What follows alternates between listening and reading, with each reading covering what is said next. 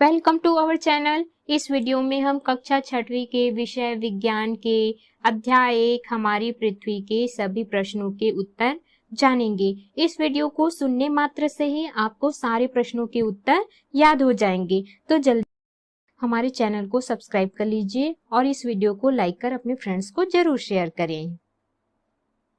तो सबसे पहले हम पाठ के मध्य में प्रश्नोत्तर को करेंगे। इसमें है, इनके उत्तर दीजिए कि सबसे पहला प्रश्न है, पृथ्वी की 3 परतों के नाम बताइए। इसका उत्तर है, पृथ्वी की 3 परतों के नाम है, पहला भूपर्पटी, दूसरा प्रवार, तीसरा क्रोड। प्रश्न दूसरा है, भूपर्पटी में पाए जाने वाले विभिन्न खनिज पदार्थों के नाम लिखिए। इसका उत्तर है, भूपर्पटी में पाए जाने वाले विभिन्न खनिज पदार्थ हैं लोहा, एल्यूमीनियम, तांबा, कोयला, चूना पत्थर, पेट्रोलियम एवं प्राकृतिक गैसें। प्रश्न तीसरा है, प्रवार किसे कहते हैं? उत्तर है, भूपर्पटी के नीचे गर्म पिघली चट्टानों से बनी मोटी परत को प्रवार कहते हैं। अगला है प्रश्न चौथा, क्रोड में उपस्थित धातुओं के नाम लिखिए। इसका उत्तर है, क्रोड में उपस्थित धातुएं मुख्यतः लोहा तथा निकिल हैं जो ठोस रूप में हैं। अगला है, इनके उत्तर दीजिए। प्रश्न पहला है, रिक्त स्थानों की पूर्ति कीजिए। पहला है, पृथ्वी को 3 क्षेत्रों, यहाँ पर खाली स्थान है तथा फिर खाली स्थान में बांटा गया है। तो यहाँ खाली स्थान में आ जाएगा जलमंडल, थलमंडल और वायुमंडल। पृथ्वी को 3 क्षेत्रों जलमंडल, स्थलमंडल तथा वायुमंडल में बांटा गया है। दूसरा खाली स्थान है, ध्रुवों पर जल, यहाँ पे खाली स्थान में आ जाएगा ठोस यानी बर्फ के रूप में रहता है। ध्रुवों पर जल ठोस के रूप में रहता है। अगला है तीसरा, पृथ्वी की सतह के कुल क्षेत्रफल का, यहाँ खाली स्थान में आ जाएगा 3/4 भाग जलमंडल एवं यहाँ खाली स्थान में आएगा 1/4 भाग स्थलमंडल है। पृथ्वी के सतह का कुल क्षेत्रफल का 3/4 भाग जलमंडल एवं 1/4 भाग स्थलमंडल है। चौथा है, वायुमंडल में मुख्य रूप से यहाँ खाली स्थान में आ जाएगा नाइट्रोजन, ऑक्सीजन, कार्बन डाइऑक्साइड तथा जलवाष्प तथा अन्य गैसें होती हैं। अगला है प्रश्न 5वां, गैस कौन सी गैस चूने के पानी को दूधिया कर देती है? तो यहाँ खाली स्थान में आ जाएगा carbon dioxide. Carbon dioxide gas चूने के पानी को दूधिया कर देती है। अगला है, इनके उत्तर दीजिए। प्रश्न पहला, सूर्य के सबसे नजदीक का ग्रह कौन सा है? इसका उत्तर है, सूर्य के सबसे नजदीक का ग्रह बुध है। अगला है प्रश्न दूसरा, सूर्य से दूरी के क्रम में दूसरे ग्रह का नाम बताइए। इसका उत्तर है, सूर्य से दूरी के क्रम में दूसरे ग्रह का नाम शुक्र है। अगला है प्रश्न तीसरा, दूरी के क्रम में पृथ्वी सूर्य से किस क्रम में है? इसका उत्तर है, दूरी के क्रम में पृथ्वी सूर्य से तीसरे क्रम में है। प्रश्न चौथा है, पृथ्वी का सबसे नजदीकी ग्रह कौन सा है? इसका उत्तर है, पृथ्वी का सबसे नजदीकी ग्रह शुक्र है। अगला है प्रश्न 5वां, पृथ्वी के प्राकृतिक उपग्रह का नाम बताइए। इसका उत्तर है, पृथ्वी के प्राकृतिक उपग्रह का नाम चंद्रमा है। अगला है, इनके उत्तर दीजिए। प्रश्न पहला, हम भोजन क्यों करते हैं? इसका उत्तर है, भोजन से ऊर्जा प्राप्त होती है इसलिए हम भोजन करते हैं। प्रश्न दूसरा है, जीवधारियों के लिए जल क्यों आवश्यक है? उत्तर है, जीवधारियों में होने वाली विभिन्न क्रियाओं को संपन्न करने के लिए जल आवश्यक है।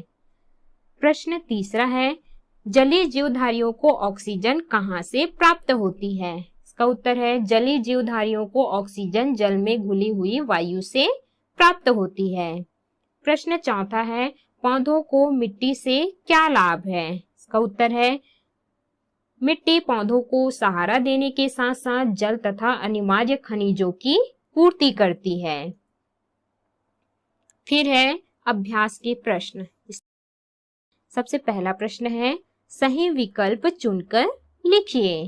पहला है, खनिज अधिक मात्रा में मिलते हैं, तो यहाँ पर 4 ऑप्शंस में से सही है भूपर्पटी में। खनिज अधिक मात्रा में भूपर्पटी में मिलते हैं। दूसरा है, श्वसन के लिए आवश्यक गैस है, तो इन ऑप्शंस में से सही है ऑक्सीजन। तीसरा है, निम्न में से कौन ग्रह नहीं है, तो इसका उत्तर है चंद्रमा। चंद्रमा ग्रह नहीं है। चौथा है, सौरमंडल में पृथ्वी किन 2 ग्रहों के बीच स्थित है, इसका उत्तर है मंगल तथा शुक्र। सौरमंडल में पृथ्वी मंगल तथा शुक्र के बीच स्थित है। अगला है प्रश्न दूसरा, रिक्त स्थानों की पूर्ति कीजिए। पहला, पृथ्वी का सबसे भीतरी भाग, यहाँ खाली स्थान में आ जाएगा क्रोड कहलाता है। पृथ्वी का सबसे भीतरी भाग क्रोड कहलाता है। दूसरा है, यहाँ खाली स्थान में आ जाएगा पृथ्वी। पृथ्वी सौरमंडल का एकमात्र ऐसा ग्रह है जहां जीवन है। तीसरा है, वायु में उपस्थित, यहाँ खाली स्थान है, यहाँ आ जाएगा ऑक्सीजन। ऑक्सीजन गैस का उपयोग जीवधारी सांस लेने में करते हैं। वायु में उपस्थित ऑक्सीजन गैस का उपयोग जीवधारी सांस लेने में करते हैं। चौथा है, पौधे भोजन निर्माण की प्रक्रिया में, यहाँ आ जाएगा खाली स्थान में, कार्बन डाइऑक्साइड गैस का उपयोग करते हैं। पांचवा है, इनसेट पृथ्वी का, फिर है खाली स्थान में आ जाएगा कृत्रिम उपग्रह है। इनसेट पृथ्वी का कृत्रिम उपग्रह है। अगला है प्रश्न तीसरा, निम्नलिखित कथन सही है या गलत, चिन्ह लगाइए तथा गलत कथनों को सही कर लिखिए। यहाँ पर सबसे पहला है, सूर्य एक तारा है, यह सही है। दूसरा है, चंद्रमा पृथ्वी का प्राकृतिक उपग्रह है, ये भी सही है। तीसरा है, जल में वायु घुली रहती है, ये सही है। चौथा है, सूर्य पृथ्वी की परिक्रमा करता है, ये गलत है। तो इसका सही कथन है, पृथ्वी सूर्य की परिक्रमा करता है। पांचवा है, क्रोड के केंद्रीय भाग में लोहा तथा निकिल धातुएं ठोस रूप में पाई जाती है, ये सही है। अगला है प्रश्न चौथा, उचित संबंध जोड़िए। यहाँ पे कॉलम क और कॉलम ख को हमको संबंध बताना है कि कौन सा सही है।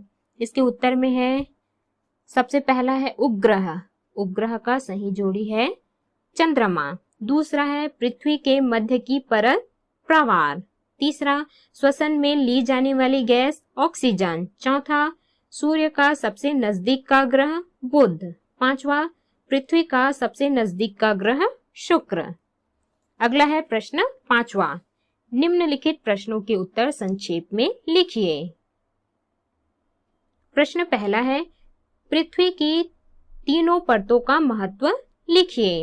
इसका उत्तर है, पृथ्वी की पहली परत भूपर्पटी में समस्त जीवधारियों को जीवित रहने के लिए तथा वृद्धि के लिए आवश्यक सभी पदार्थ जैसे वायु, जल, भोजन, मिट्टी तथा खनिज उपलब्ध होते हैं। इन्हीं से हमारे जीवन की दैनिक आवश्यकताओं की पूर्ति होती है। दूसरी परत प्रवाल में पिघली हुई चट्टानें विभिन्न गैसों सहित पाई जाती है, यह ज्वालामुखी उद्गार का स्रोत है। तथा तीसरी परत क्रोड है, जो सबसे गर्म भाग है, इसमें लोहा तथा निकिल धातुएं ठोस रूप में उपलब्ध हैं। अगला है प्रश्न दूसरा, पृथ्वी की आंतरिक संरचना का नामांकित चित्र बनाइए। तो इसके उत्तर में आपको इस प्रकार से पृथ्वी की आंतरिक संरचना का चित्र बनाना है। अगला है प्रश्न तीसरा, ऑक्सीजन गैस का सजीवों के लिए क्या महत्व है? इसका उत्तर है, सांस लेने की प्रक्रिया में समस्त जीवधारी ऑक्सीजन गैस का ही प्रयोग करते हैं, जो जीवित रहने के लिए अनिवार्य है। ऑक्सीजन वायुमंडल में पृथ्वी के लिए एक सुरक्षात्मक आवरण का कार्य करता है, जो पृथ्वी पर रहने वाले जीवधारियों को सूर्य से निकलने वाली हानिकारक किरणों तथा अत्यधिक ताप के दुष्प्रभावों से बचाता है। अगला है प्रश्न चौथा। प्रयोग द्वारा समझाइए कि वायु में कार्बन डाइऑक्साइड उपस्थित है। इसका उत्तर है, कांच की एक बोतल को चूने के पानी से लगभग 1/4 भर ले एवं उसके मुंह पर 2 छेद वाला कार्क लगा दें। कार्क के दोनों छेदों में चित्रानुसार 2 नली क व ख लगा देते हैं। इन छेदों को मोमबत्ती से अच्छी तरह सील कर दें। नली क चूने के पानी में पूरी तरह डूबी रहे तथा नली ख का सिरा चूने के पानी की सतह से ऊपर रहे। अब नली ख के स्वतंत्र सिरे से मुंह द्वारा हवा खींचे। ऐसा करते रहने से नली क से वायु बोतल के भीतर पहुंचती है। कुछ समय पश्चात हम देखते हैं कि चूने का पानी दूधिया हो गया। चूने के पानी को कार्बन डाइऑक्साइड गैस दूधिया कर देती है। प्रयोग से सिद्ध होता है कि वायु में कार्बन डाइऑक्साइड उपस्थित है। तो इस प्रश्न में आपको इस प्रकार से वायु में कार्बन डाइऑक्साइड की उपस्थिति का चित्र बनाना है। अगला है प्रश्न 5वां। सौर परिवार के ग्रहों के नाम सूर्य से उनकी दूरी के क्रम में लिखिए। इसका उत्तर है, सौर परिवार के ग्रहों के नाम सूर्य से उनकी दूरी के क्रम में इस प्रकार हैं। पहला बुध, दूसरा शुक्र, तीसरा पृथ्वी, चौथा मंगल, पांचवा बृहस्पति, छठवां शनि, सातवां अरुण, आठवां वरुण। प्रश्न 6वां है, कृत्रिम ग्रहों के उपयोग समझाइए। इसका उत्तर है, कृत्रिम ग्रहों का उपयोग दूरदर्शन एवं आकाशवाणी प्रसारण, टेलीफोन सेवा तथा मौसम एवं भूगर्भीय जानकारी प्राप्त करने के लिए किया जाता है। आर्यभट्ट, भास्कर, एप्पल, इनसेट आदि भारतीय उपग्रह हैं जो विशिष्ट उद्देश्यों से पृथ्वी की कक्षा में स्थापित किए गए हैं। अगला है प्रश्न 7वां। पृथ्वी पर जीवन के लिए मूल आवश्यकताओं को लिखिए। इसका उत्तर है, पृथ्वी पर जीवन के लिए मूल आवश्यकताएं हैं भोजन, जल एवं वायु। पहला भोजन। सभी जीवधारियों को कार्य करने के लिए ऊर्जा की आवश्यकता होती है जो हमें भोजन से प्राप्त होती है। जब हम कार्य करते हैं तब हमारे शरीर में ऊर्जा की कमी हो जाती है। तब ऊर्जा की पुनः प्राप्ति हेतु हमें भोजन की आवश्यकता होती है। मनुष्य, जंतु तथा पशु पक्षी अपना भोजन पेड़ पौधों से तथा पेड़ पौधे अपना भोजन प्रकाश संश्लेषण द्वारा प्राप्त करते हैं। दूसरा है जल। पौधों तथा जंतुओं को विभिन्न जैविक क्रियाओं को संपन्न करने हेतु जल की आवश्यकता होती है। तीसरा है वायु। सांस लेने की क्रिया में जीवधारी अपने आसपास उपलब्ध वायु से ऑक्सीजन गैस प्राप्त करते हैं। स्थल में रहने वाले जीवधारी अपने चारों ओर की वायु से तथा जल में रहने वाले जीवधारी जल में घुली हुई वायु से ऑक्सीजन गैस प्राप्त करते हैं। चौथा है मिट्टी एवं प्रकाश। मिट्टी पौधों को सहारा देने के साथ साथ जल तथा अनिवार्य खनिजों की पूर्ति करता है। साथ ही अनेक कीटों, केंचुओं तथा अन्य जीव जंतुओं को आश्रय देती है। पौधों में भोजन निर्माण प्रकाश की उपस्थिति में होता है। अगला है प्रश्न 8वां। पृथ्वी को अद्वितीय ग्रह क्यों माना जाता है? इसका उत्तर है निम्नलिखित विशेषताओं के कारण पृथ्वी को अद्वितीय ग्रह माना जाता है। पहला, पृथ्वी की जलवायु समस्त जीवों के जीवित रहने हेतु उपयुक्त है। दूसरा, इसके वायुमंडल में ऑक्सीजन उपस्थित है जो जीवन के अस्तित्व को बनाए रखती है। तीसरा, वायुमंडल एक सुरक्षात्मक आवरण बनाता है जो हमें गर्मी या ठंड से सुरक्षित रखता है। चौथा है, इसमें विशाल मात्रा में जल विभिन्न रूपों ठोस, द्रव एवं जलवाष्प में उपलब्ध है जो जीवन के लिए आवश्यक है। तो इस प्रकार से हमने सभी प्रश्नों के उत्तर किए। इसको सुनने मात्र से ही आपको सभी प्रश्नों के उत्तर याद हो जाएंगे।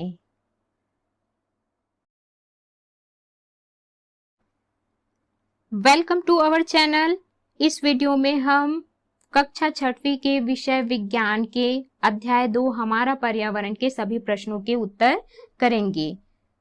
इस वीडियो को सुनने मात्र से ही आपको सारे प्रश्नों के उत्तर याद हो जाएंगे। तो अगर आपने हमारे चैनल को अभी तक सब्सक्राइब नहीं किया है तो जल्दी से सब्सक्राइब कर लीजिए और इस वीडियो को लाइक कर अपने फ्रेंड्स को जरूर शेयर करें। तो चलिए शुरू करते हैं। सबसे पहले हम अभ्यास के प्रश्नों को करेंगे। इसमें सबसे पहला प्रश्न है, दिए गए जीव जंतुओं की सहायता से कम 3 खाद्य श्रृंखलाएं बनाइए। तो यहाँ पर जो जीव जंतुओं के नाम दिए हैं उनको लेकर हम खाद्य श्रृंखला बनाएंगे। तो इसको उत्तर में लिखेंगे। पहला घास, घास की खाद्य श्रृंखला में आएंगे घास, गाय, भेड़िया, शेर। दूसरा घास, इनको खाने वाले हैं टिड्डा, फिर मेढक, सांप, नेवला, बाज। तीसरा है काई, काई को मछली खाती है, मछली को मेढक, मेढक को फिर सांप, फिर मोर और फिर बाज। चौथा है काई, काई को जलीय कीट खाते हैं, फिर छोटी मछली और छोटी मछली को बड़ी मछली। पांचवा है घास, घास को टिड्डा खाता है, टिड्डा को बगुला। छठवा है काई, काई को मछली, फिर मछली को मनुष्य और फिर मनुष्य को शेर खाता है। तो इस प्रकार से खाद्य श्रृंखलाएं बनेगी। प्रश्न दूसरा है, खाद्य श्रृंखला को पूर्ण कीजिए। यहाँ पर पहला है हरी घास, हरी घास को खाता है तो यहाँ पे खाली स्थान में आ जाएगा टिड्डा। दूसरा है प्रश्न दूसरा, पौधे, फिर खरगोश, फिर यहाँ पे खाली स्थान में आ जाएगा लोमड़ी। तीसरा है खाली स्थान शैवाल यानी काई, काई को खाता है जलीय कीट, फिर जलीय कीट को खाता है बगुला। तो यहाँ पे खाली स्थान में आ जाएगा जलीय कीट। फिर है प्रश्न तीसरा, निम्नलिखित प्रश्नों के उत्तर दीजिए। पहला, पर्यावरण क्या है? उत्तर, हमारे चारों ओर उपस्थित विभिन्न चीजें जैसे हवा, पानी, मिट्टी, पौधे एवं जंतु से मिलकर बने आवरण ही पर्यावरण है। प्रश्न दूसरा है, उत्पादक और उपभोक्ता में क्या अंतर है? इसका उत्तर है, उत्पादक वे जीव होते हैं जो अपना भोजन स्वयं बनाते हैं, जबकि उपभोक्ता वे जीव होते हैं जो अपना भोजन स्वयं नहीं बनाते। हरे पौधे उत्पादक होते हैं क्योंकि वे क्लोरोफिल की सहायता से अपना भोजन स्वयं बनाते हैं, जबकि शाकाहारी, मांसाहारी एवं सर्वाहारी जंतु उपभोक्ता होते हैं क्योंकि वे भोजन के लिए दूसरे जीवों पर निर्भर रहते हैं। अगला है प्रश्न तीसरा, सजीव तथा निर्जीव परस्पर एक दूसरे पर निर्भर हैं, स्पष्ट कीजिए। इसका उत्तर है, सजीव जैसे जंतु एवं पौधे न केवल एक दूसरे पर ही निर्भर करते हैं बल्कि निर्जीव घटकों पर भी निर्भर करते हैं। जैसा कि हम जानते हैं कि वर्षा किसी क्षेत्र के पेड़ पौधों, फसल उत्पादन को सीधा प्रभावित करता है। यदि वर्षा नहीं होती तो फसल उत्पादन नहीं के बराबर होगा, जो अनेक सजीवों, जंतु एवं मनुष्य के मरने का कारण बनेगा। वर्षा का होना वनों पर निर्भर करता है, अर्थात हम कह सकते हैं कि वन वर्षा को प्रभावित करता है, जो वातावरण के तापमान तथा मिट्टी को प्रभावित कर सकता है। स्पष्टतः अधिक वर्षा हो तो अधिक पेड़ पौधे और अधिक पेड़ पौधे होंगे तो अधिक वर्षा होगी। इस प्रकार सजीव तथा निर्जीव परस्पर एक दूसरे पर निर्भर हैं। चौथा है, खाद्य श्रृंखला से आप क्या समझते हैं? लिखिए। इसका उत्तर है, सजीव भोजन निर्माण एवं उपभोग हेतु एक दूसरे से जुड़े रहते हैं। एक प्रकार का जीव दूसरे प्रकार के जीव द्वारा भोजन के रूप में उपयोग किया जाता है और स्वयं किसी अन्य प्रकार के जीव द्वारा उपभोग कर लिया जाता है और इस प्रकार एक श्रृंखला बन जाती है। सजीवों में एक दूसरे को खाने वालों की एक श्रृंखला बन जाती है जिसमें ऊर्जा का एक दिशा में स्थानांतरण होता है। इसे ही खाद्य श्रृंखला कहते हैं। अगला है प्रश्न पांचवा, यदि कम वर्षा हो तो क्या होगा? इसका उत्तर है, यदि कम वर्षा हो तो उस क्षेत्र के कुओं, तालाबों में पानी का स्तर कम हो जाता है तथा कुछ तो पूरे सूख जाते हैं। इसे सूखा पड़ना कहते हैं। वाष्पन के कारण भूमि से लगातार पानी की हानि होती रहती है जिसके कारण मिट्टी सूख जाती है। सूखा पड़ने पर खाद्यान्न तथा चारा प्राप्त करना कठिन हो जाता है।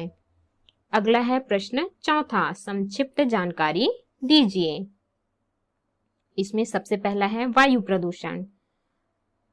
वायु जिसे हम सांस लेने की क्रिया में उपयोग करते हैं, वह विभिन्न कारखानों से निकलने वाली विषैली गैसों, वाहनों से निकलने वाला धुआं, कोयलों एवं विभिन्न ईंधनों के जलने से निकलने वाला धुआं आदि से प्रदूषित हो जाता है और जीवों के लिए हानिकारक बन जाती है। फेफड़ों की बीमारी जैसे टीबी, अस्थमा, ब्रोंकाइटिस आदि वायु प्रदूषण के कारण ही होता है। अगला है जल प्रदूषण। जब गंदे नालियों एवं गटरों का पानी, कारखानों से निकलने वाला विषैला पानी आदि नदी नालों में मिला दिए जाते हैं, तब वे प्रदूषित हो जाते हैं। जब हम तालाब, नदी, नाले आदि में कपड़े और बर्तन धोते हैं, तब उसका पानी प्रदूषित हो जाता है। इस प्रदूषण से कई जीवधारी मर जाते हैं तथा मनुष्य और बड़े जानवर बीमार हो जाते हैं। अगला है ध्वनि प्रदूषण। ध्वनि प्रदूषण सड़क पर दौड़ने वाले वाहनों के इंजन, हॉर्न से निकलने वाली ध्वनि, कल कारखानों में संचालित बड़ी बड़ी मशीनों से निकलने वाली अप्रिय ध्वनि से होता है। यह मनुष्य के स्वास्थ्य पर प्रभाव डालता है। जैसे मनुष्य चिड़चिड़ा हो जाता है, उसे सिर दर्द, चक्कर आना आदि बीमारियां हो सकती हैं। कानों पर लगातार आवाज पड़ते रहने से वह बहरा भी हो सकता है। अगला है वृक्षारोपण। पर्यावरण का मुख्य घटक वन है। मनुष्य अपनी आवश्यकताओं की पूर्ति के लिए वनों की कटाई कर रहा है, जो सीधा ही वर्षा एवं वन्य जीवों को प्रभावित करता है, अर्थात प्राकृतिक असंतुलन उत्पन्न हो जाता है। इस स्थिति से बचने के लिए वनों की कटाई नहीं करनी चाहिए तथा इस क्षतिपूर्ति के लिए अधिक से अधिक वृक्षारोपण किया जाना चाहिए। अगला है ई, वन एवं वन्य जीव संरक्षण। वन वन्य जीवों का प्राकृतिक आवास होता है। मनुष्य अपने जीवन स्तर को ऊंचा उठाने के प्रयास में प्रत्यक्ष व अप्रत्यक्ष रूप से वनों और वन्य जीवों को भी हानि पहुंचा रहा है। वनों की कटाई से वन्य जीवों का जीवन असुरक्षित हो गया है। वनों की कटाई से वन क्षेत्र की कई खाद्य श्रृंखला टूट जाती है, जिससे प्राकृतिक असंतुलन उत्पन्न हो जाता है। वन और वन्य जीवों की सुरक्षा के लिए विभिन्न वन क्षेत्र को अभयारण्य और राष्ट्रीय उद्यान घोषित कर वन्य जीवों का संरक्षण किया जा सकता है। अगला है अतिवर्षा से हानियां। अतिवर्षा, भारी वर्षा से नदी नालों में पानी का स्तर बढ़ सकता है और यह फैलकर बाढ़ का रूप ले लेता है। बाढ़ से फसलों, पशुओं तथा मानव संपदा को हानि पहुंचती है और जब बाढ़ का पानी उतरता है तो बहुत से जल जीव कीचड़ में फंसकर मर जाते हैं। इस समय बहुत से रोगों के रोगाणु भी उत्पन्न होते हैं, जो कई बीमारियां फैलाते हैं। अगला है प्रश्न पांचवा, अपने आसपास पाए जाने वाले दो शाकाहारी मांसाहारी जंतुओं के नाम लिखिए। इसका उत्तर है शाकाहारी जंतुओं के नाम है गाय, खरगोश, हिरण। फिर मांसाहारी जंतुओं के नाम है भेड़िया, बाघ, सिंह। प्रश्न छठवां है छत्तीसगढ़ राज्य में पाए जाने वाले पक्षियों एवं सर्पों की प्रजातियों के नाम लिखिए। इसका उत्तर है छत्तीसगढ़ राज्य में पाए जाने वाले पहला पक्षियों की प्रजाति है पहाड़ी मैना, कोयल, दूधराज, मोर, बगुला आदि।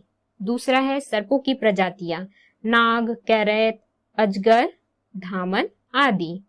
प्रश्न छठवां है वन्य जीवों की सुरक्षा के उपाय लिखिए। इसका उत्तर है वन्य जीवों की सुरक्षा के निम्नलिखित उपाय हैं। पहला, वनों की कटाई नहीं करनी चाहिए, क्योंकि वन वन्य जीवों को भोजन एवं प्राकृतिक आवास प्रदान करते हैं। दूसरा है अधिक से अधिक पेड़ पौधे लगाकर वन्य जीवों के आवास में होने वाली कमियों को दूर किया जा सकता है।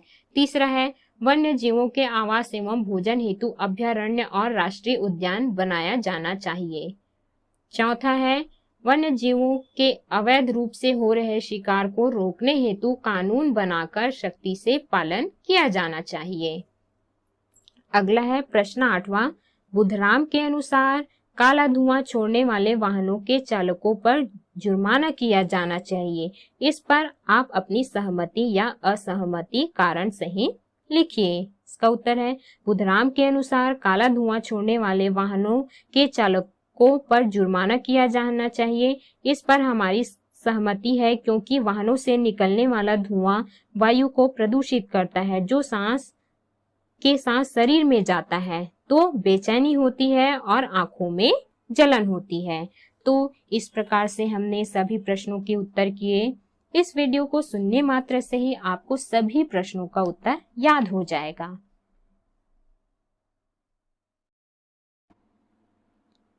Welcome to our channel. इस वीडियो में हम कक्षा 6वीं के विषय विज्ञान के अध्याय 4 पदार्थों का पृथक्करण के प्रश्नों के उत्तर करेंगे।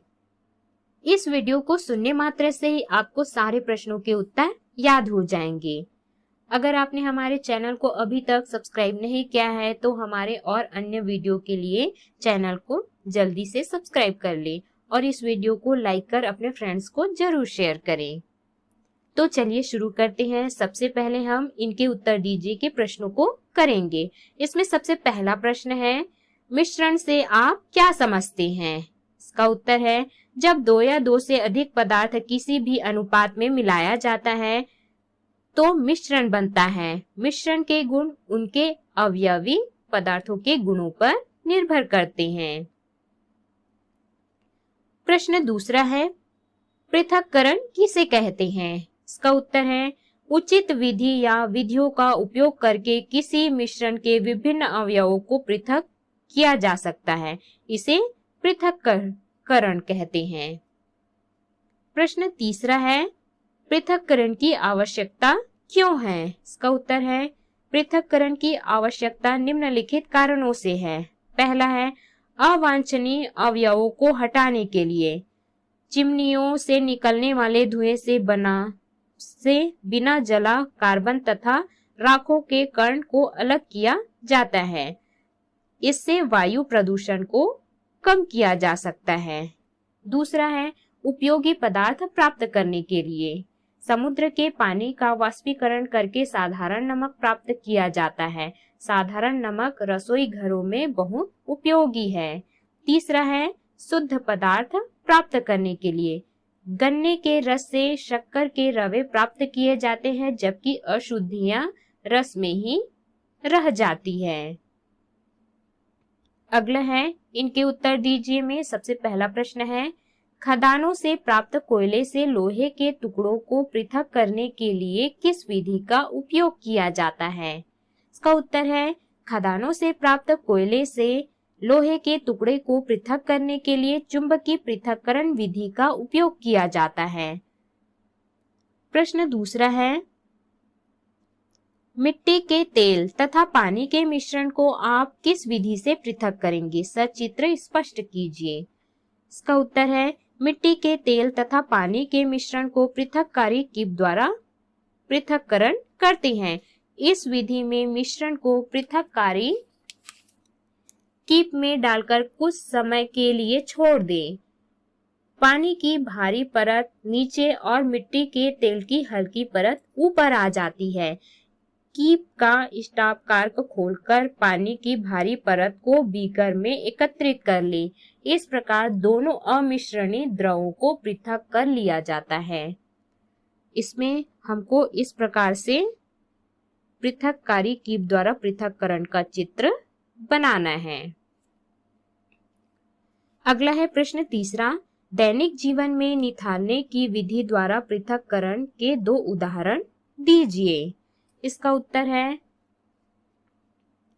पहला है, गंदे जल को पीने योग्य बनाने के लिए उसमें फिटकरी के टुकड़े को धागे से बांधकर घुमाते हैं। फिटकरी को बाहर निकालकर बीकर के द्रव को स्थिर छोड़ दें। कुछ समय पश्चात मिट्टी के कण फिटकरी के कारण भारी होकर बीकर की तली में बैठ जाता है। साफ जल को दूसरे बीकर में निथार लेते हैं। दूसरा है, दो अमिश्रणीय द्रवों को पृथक करने के लिए भी निथारने की विधि का प्रयोग किया जाता है। जैसे तेल और पानी के मिश्रण में से तेल तथा पानी को पृथक करने के लिए मिश्रण को पृथककारी कीप में डालकर कुछ समय के लिए छोड़ देते हैं। पानी की भारी परत नीचे तथा तेल की हल्की परत ऊपर आ जाती है। कीप का स्टॉप कॉर्क खोलकर पानी की भारी परत को बीकर में एकत्रित कर लिया जाता है।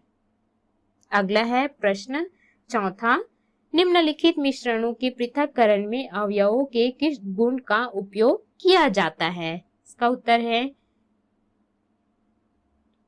गेहूं तथा भूसा। इसको भारों में विभिन्नता के गुण के आधार पर अलग किया जाता है।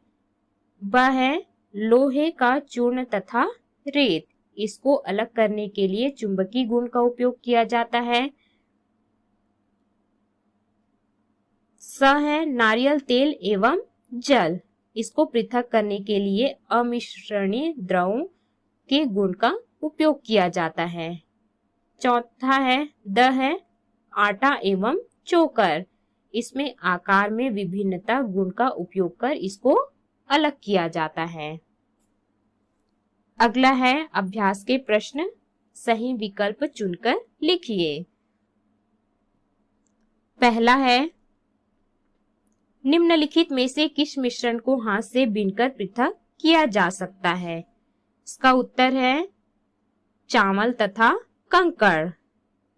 दूसरा है दाल को धोकर साफ करने में किस विधि का उपयोग किया जाता है? इसका उत्तर है निथारना। तीसरा है लोहे एवं कोयले के चूर्ण को पृथक करने के लिए किस विधि का प्रयोग किया जाता है? इसमें आ जाएगा चुंबकीय पृथक्करण। चौथा है आयोडीन तथा नमक के मिश्रण से आयोडीन को पृथक करने की विधि है, तो इसका उत्तर है ऊर्ध्वपातन।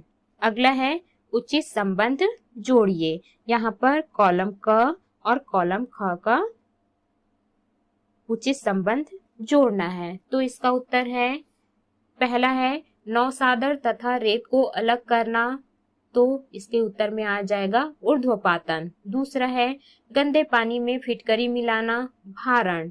तीसरा मिश्रण को तेज गति से घुमाना, अपकेंद्रण। चौथा मूंगफली का तेल तथा जल पृथककारी कीप द्वारा। पांचवा है रेत तथा लोहे का चूर्ण, चुंबकीय पृथक्करण। छठवां है साधारण नमक का जल में विलयन, वाष्पीकरण। अगला है प्रश्न तीसरा, रिक्त स्थानों की पूर्ति कीजिए। तो इसमें सबसे पहला खाली स्थान है, इसमें खाली स्थान में आ जाएगा चुंबकीय पृथक्करण। चुंबकीय पृथक्करण विधि द्वारा कचरे के ढेर से लौह चूर्ण पृथक करते हैं। दूसरा है खाली स्थान में आ जाएगा पृथक्कारी कीप की सहायता से दो परस्पर अमिश्रणीय द्रवों को अलग किया जाता है। तीसरा है यहाँ खाली स्थान में आ जाएगा छानना। छानना विधि द्वारा आटे से चोकर पृथक किया जाता है। चौथा है उड़ावनी। उड़ावनी विधि द्वारा गेहूं से भूसा अलग किया जाता है। पांचवा है वर्षा के बाद आसमान साफ दिखाई देता है, क्योंकि धूल के कण वर्षा की बूंदों से भारी होकर पृथ्वी पर आ जाते हैं। छठवां है यहाँ खाली स्थान में आएगा वाष्पीकरण विधि द्वारा समुद्र तल से पानी वाष्प में बदलकर बादल बनता है, तथा यहाँ खाली स्थान में आएगा संघनन। संघनन विधि द्वारा वर्षा में बदल जाता है। अगला है प्रश्न चौथा, निम्नलिखित प्रश्नों के उत्तर दीजिए। पहला, डामर गोली, नैप्थलीन तथा रेत के मिश्रण को किस प्रकार पृथक करेंगे? इसका उत्तर है डामर गोली तथा रेत के मिश्रण को ऊर्ध्वपातन विधि द्वारा पृथक करेंगे। इस विधि में एक पोर्सिलेन की प्याली में थोड़ा डामर गोली तथा रेत का मिश्रण लीजिए। इस मिश्रण को कांच की कीप से उल्टा कर ढक दीजिए। कीप की नली में रुई लगाकर इसे बंद करके गर्म कीजिए। मिश्रण से धुआं निकलने लगेगा। अब प्याली को गर्म करना बंद कर दें। कुछ समय पश्चात कीप की भीतरी सतह पर डामर की वाष्प ठंडी होकर बूंदों के रूप में जम जाएगा और प्याली में रेत शेष रह जाएगा। इसके उत्तर में आपको इस प्रकार से चित्र बनाना है। अगला है प्रश्न दूसरा, नारियल तेल तथा पानी के मिश्रण को पृथक करने के लिए प्रयुक्त विधि को समझाइए। इसका उत्तर है, नारियल के तेल तथा पानी के मिश्रण को पृथककारी कीप द्वारा पृथक्करण करते हैं। इस विधि में चित्रानुसार मिश्रण को पृथककारी कीप में डालकर कुछ समय के लिए छोड़ दें। पानी की भारी परत नीचे और तेल की हल्की परत ऊपर आ जाती है। कीप का स्टॉप कार्क खोलकर पानी की भारी परत को बीकर में एकत्रित कर लेते हैं। नारियल तेल कीप में शेष रह जाता है। इस प्रकार दो अमिश्रणीय द्रवों को पृथक कर लिया जाता है। इसमें आपको इस प्रकार से पृथककारी कीप द्वारा पृथक्करण का चित्र बनाना है। अगला है प्रश्न तीसरा, फिटकरी के विलयन से फिटकरी कैसे पृथक करेंगे। इसका उत्तर है, फिटकरी के विलयन से फिटकरी को आसवन विधि द्वारा पृथक करेंगे। इस विधि में चित्रानुसार कोनिकल फ्लास्क में फिटकरी का विलयन लेकर गर्म करते हैं। निकलने वाली वाष्प को कांच की नली की सहायता से बर्फ में रखी परख नली में एकत्रित कर लेते हैं। यह वाष्प परख नली की ठंडी दीवारों के संपर्क में आते ही पानी की छोटी छोटी बूंदों के रूप में एकत्रित हो जाती है तथा फिटकरी कोनिकल फ्लास्क में शेष रह जाती है। अगला है प्रश्न चौथा, दूध से मक्खन प्राप्त करने की विधि को समझाइए। इसका उत्तर है, दूध से मक्खन अपकेंद्रण विधि द्वारा प्राप्त करते हैं। इस विधि में दूध को एक परख नली में लेकर उसे अपकेंद्रक मशीन में रख दिया जाता है। अपकेंद्रक मशीन को घुमाने पर मक्खन पर एक बल कार्य करता है जो उसे दूध से अलग कर देता है। मक्खन हल्का होने के कारण ऊपर तैरने लगता है जिसे पृथक कर लिया जाता है। अगला है प्रश्न पांचवा, निम्नलिखित मिश्रणों के पृथक्करण में अवयवों के किस गुण का उपयोग किया जाता है। इसका आपको बताना है कि किस गुण का प्रयोग किया जाता है। तो इसका उत्तर है, पहला है अ, नमक तथा चाक का पाउडर, इसमें विलेयता गुण का उपयोग किया जाता है। ब है चावल तथा भूसा, इसमें भार गुण का उपयोग किया जाता है। तीसरा है आयोडीन तथा कोयला, इसका उत्तर है ऊर्ध्वपातन। द है लौह चूर्ण तथा लकड़ी का बुरादा, इसमें चुंबकीय गुण का उपयोग करते हैं। ई है रेत तथा चावल का मिश्रण, इसमें कणों के आकार गुण का उपयोग किया जाता है। अगला है प्रश्न छठवां, समुद्री जल से नमक किस प्रकार प्राप्त किया जाता है। इसका उत्तर है, समुद्री जल से नमक वाष्पीकरण विधि द्वारा प्राप्त किया जाता है। ज्वार के समय समुद्री जल को छोटी छोटी क्यारियों में एकत्रित कर लिया जाता है। यह जल सूर्य प्रकाश की गर्मी से वाष्पीकृत हो जाता है तथा नमक क्यारियों में बचा रह जाता है। अगला है प्रश्न सातवां, किसी मिश्रण के अवयवों को पृथक्करण की विधि के चुनाव के क्या आधार हैं। इसका उत्तर है, किसी मिश्रण के अवयवों को पृथक करने के लिए एक अवयव के गुण के उस गुण का उपयोग किया जाता है जो दूसरे अवयव में ना हो। यही पृथक्करण की 4 विधियों के चुनाव का आधार है। अगला है प्रश्न 8वां, नदी के पानी को पीने योग्य बनाने के लिए जल शोधन संयंत्र में प्रयुक्त की जाने वाली पृथक्करण की 4 विधियों के नाम लिखिए। इसका उत्तर है, नदी के पानी को पीने योग्य बनाने के लिए जल शोधन संयंत्र में प्रयुक्त की जाने वाली पृथक्करण की 4 विधियों के नाम हैं अवसादन, निथारना, भारण तथा छानना। अगला है प्रश्न 9वां, आसवन विधि का सचित्र वर्णन कीजिए। इसका उत्तर है, आसवन विधि द्वारा विलयन में उपस्थित विलेय और विलायक को पृथक किया जाता है। उपकरणों को चित्रानुसार जमाएं तथा कोनिकल फ्लास्क में नमक का विलयन लेकर गर्म करें। निकलने वाली वाष्प को कांच की नली की सहायता से बर्फ में रखी परख नली में एकत्रित करें। यह वाष्प परख नली की ठंडी दीवारों के संपर्क में आते ही पानी की छोटी छोटी बूंदों के रूप में एकत्रित हो जाती है तथा नमक कोनिकल फ्लास्क में शेष रह जाता है। इसमें पानी के वाष्प में बदलने की क्रिया को वाष्पीकरण तथा वाष्प के पुनः पानी में बदलने की क्रिया को संघनन कहते हैं। इसमें इस प्रकार से आपको आसवन का चित्र बनाना है। अगला है प्रश्न 10वां। अपने आसपास ऐसे उदाहरण खोजिए तथा अपनी कॉपी में लिखिए जहां अवसादन तथा या निथारने की प्रक्रिया हो रही हो। इसका उत्तर है हमारे आसपास अवसादन या निथारने की प्रक्रिया। पहला, जल संस्थानों में जल को शुद्ध करने के लिए। दूसरा, सेप्टिक टैंकों तथा नालियों में से निकलने वाले जल को धातु के बड़े बड़े फिल्टरों से छानने के लिए। तो इस प्रकार से हमने सभी प्रश्नों के उत्तर किए।